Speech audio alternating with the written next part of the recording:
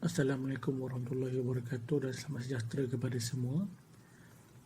Kami dari kumpulan 7 untuk subjek LMCR 2462 penyelesaian masalah kreatif akan membentangkan topik Potential Problem Analysis.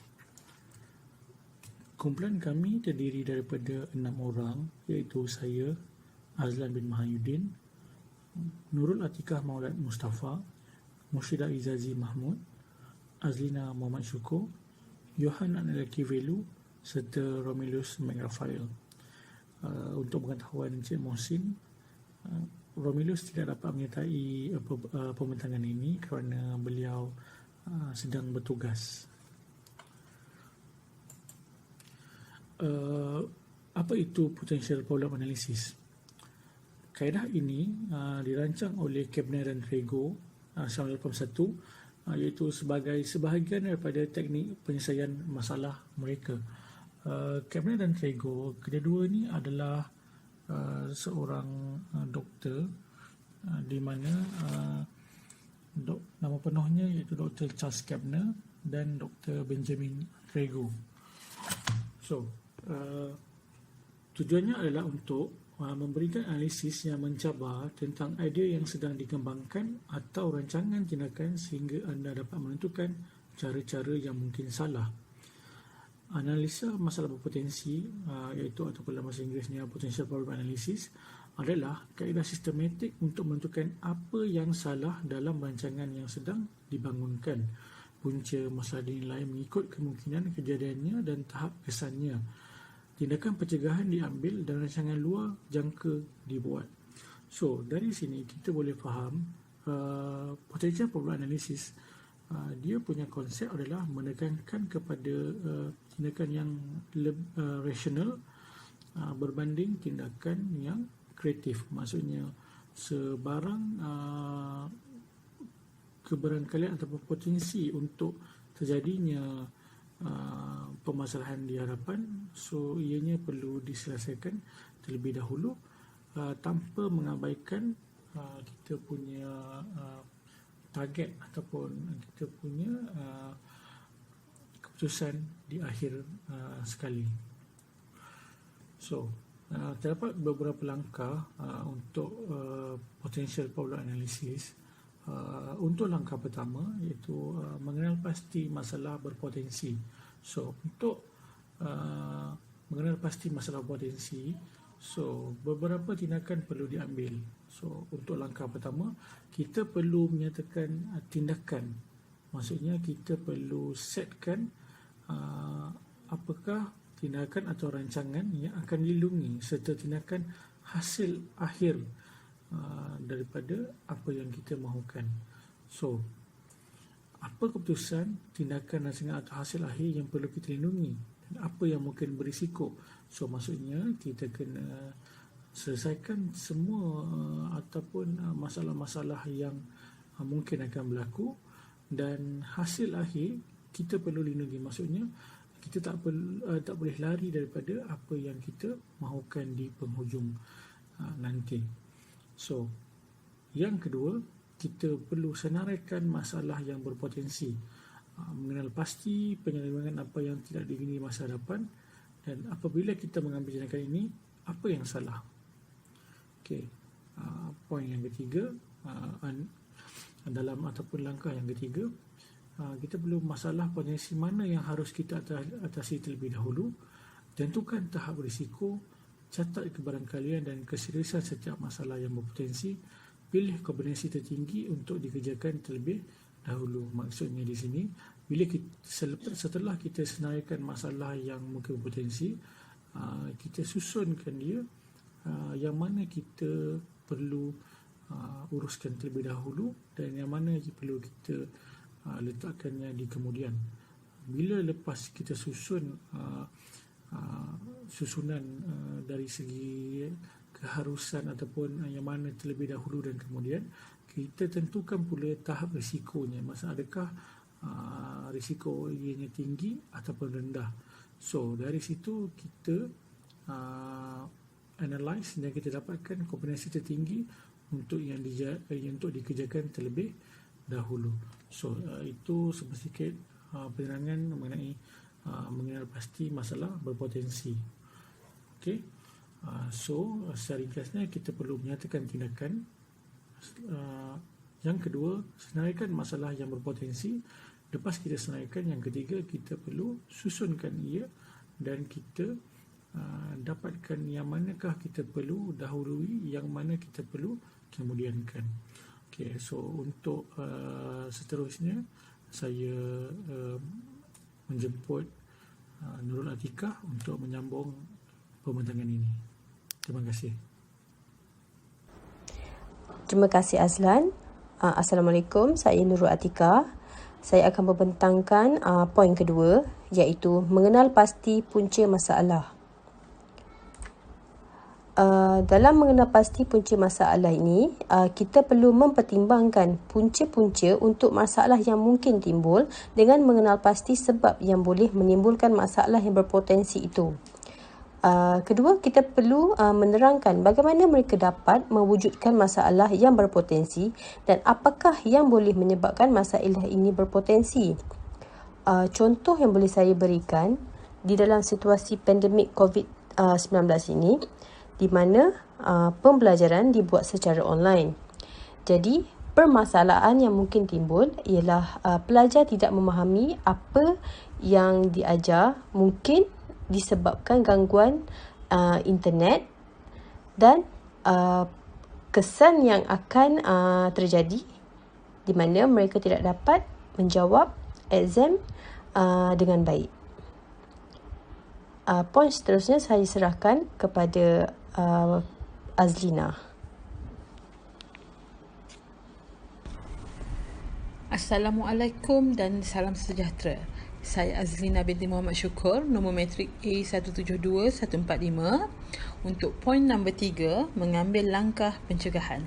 Pertama, mengambil tindakan untuk menangani punca dan senaraikan tindakan untuk tidak menggalakkan punca masalah. Yang kedua, memilih tindakan yang lebih berkesan, praktikal dan kos efektif. Yang ketiga, melantik individu yang bertanggungjawab, sumber dan tempoh masa untuk siap, iaitu senaraikan punca yang mungkin berlaku bagi setiap potensi masalah dan risiko yang berkaitan dengannya. Risiko mencerminkan kemungkinan peristiwa dan keterukan kesan jika ia berlaku, supaya kemungkinan tertinggi atau kesan yang tertinggi menyebabkan risiko tertinggi, di mana membangunkan tindakan pencegahan di mana mungkin dan bukannya untuk memudahkan melalui masalah selepas ia berlaku, di mana mungkin cuba untuk membangunkan cara untuk mengelakkan masalah yang mungkin menyebabkan atau mengurangkan kesan, dan anggaran risiko sisa yang mungkin masih kekal walaupun tindakan pencegahan telah diambil. Yang berikutnya saya serahkan kepada saudari Mushidah Izazi. Hai, Assalamualaikum. Saya Mushidah Izazi. Saya akan bentangkan poin nombor 4, iaitu menyediakan tindakan luar jangka dan pencetusnya. Menyediakan tindakan untuk mengurangkan kesan kemungkinan dengan menyediakan tindakan terlebih dahulu bermaksud tugaskan tanggungjawab tersebut, sumber dan tempoh masa untuk setiap tindakan. Dalam tindakan tersebut, apakah tindakan yang akan diambil jika masalah potensi itu berlaku, atau apakah tindakan yang akan meminimumkan kesan, apa yang boleh kita lakukan untuk pulih dengan cepat dan berkesan. Sebagai contoh, set pencetus untuk tindakan luar jangka mengenal pasti sistem atau orang yang akan memulakan setiap tindakan luar jangka. Pencetus boleh menjadi automatik, lebih baik atau secara manual. Bagaimana kita akan tahu masalah yang berpotensi telah berlaku? Apakah yang akan menyebabkan tindakan luar jangka itu bermula?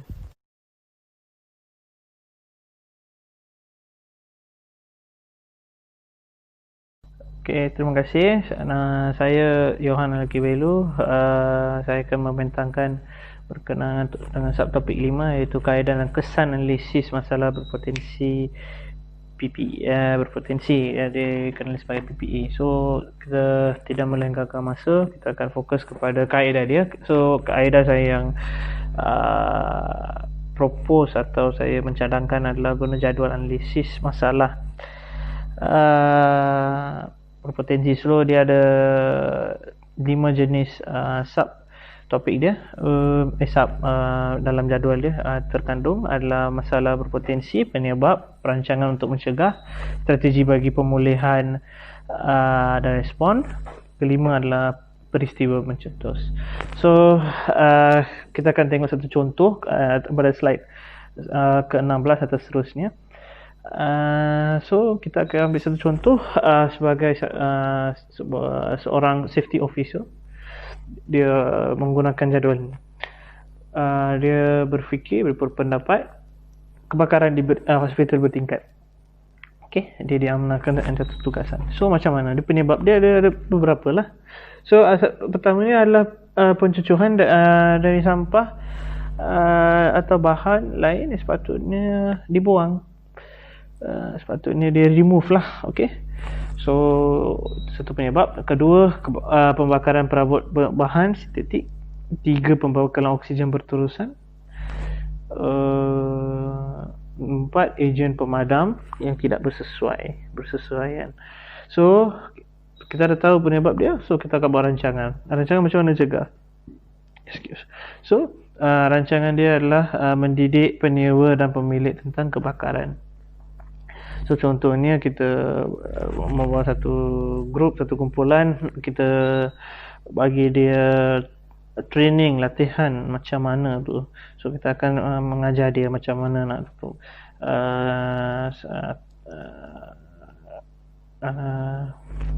tingkat dia atau sepatutnya masa meninggalkan bangunan tersebut.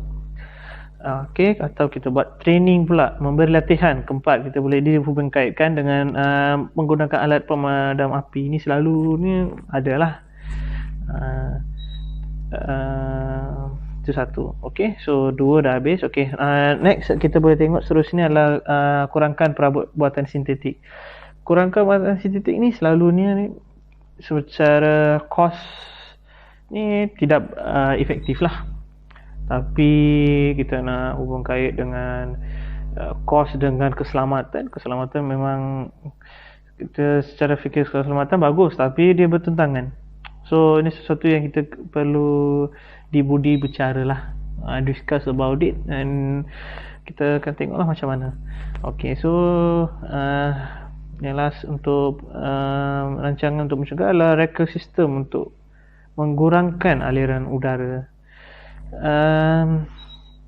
Contohnya kita boleh set, okay, kita boleh set dia macam mana secara automatik menutup alat penghawa dingin ni, aircon, atau menutup pintu dan tikap. So macam itulah. So selepas dah rancangan ni semua dah buat, kita buat strategi macam mana pemulihan dan respon yang kita boleh buat akibat kebakaran ni, contoh So kita secara automatically kita tengok hospital memang semua pintu dan tingkap tutup selalu. So ni adalah satu. Kedua, kita boleh nampak macam mana penggunaan alat pemadam api. Itu satu, tapi dengan cara yang betul. Contohnya api ni ada pelbagai jenis. So kita kena mempelajari secara terperinci lah. Ini adalah sesuatu yang kita tidak selalu melalui dalam kehidupan, tapi sesuatu yang kita perlu tahu. Bukan saja bergantung kepada bomba saja. So ini satu masalah yang secara umum dalam rakyat Malaysia ni pun rasanya kurang berilmu atau tidak ambil insentif untuk belajar benda ni. So sesuatu yang kita boleh mempertingkatkan lah. Okay, so itu satu. Itu dah cover. So next, tinggal bangunan secara yang betul. Itu satu. Itu selalunya secara buat training tu, dia biasanya dia ada ajar macam mana. Selalu dia ada satu training, satu lagi dia boleh paparkan dari kertas, macam note atau nota dia, macam mana nak strategi nak buat, macam mana nak tinggalkan bangunan secara betul. Okey, so itu satu. Yang last pada strategi bagi pemulihan dan respon adalah tutup alat penghawa dingin setelah kenal pasti kebakaran. Dah tahu dah ada kebakaran, tutup je lah. Sebab lebih kurangkan aliran udara melalui aircon ni, alat penghawa dingin ni, dia akan mengkurangkan oksigen untuk dicapai kepada api itu, dan asap tu pun akan kurang dikeluarkan. So ini strategi dia.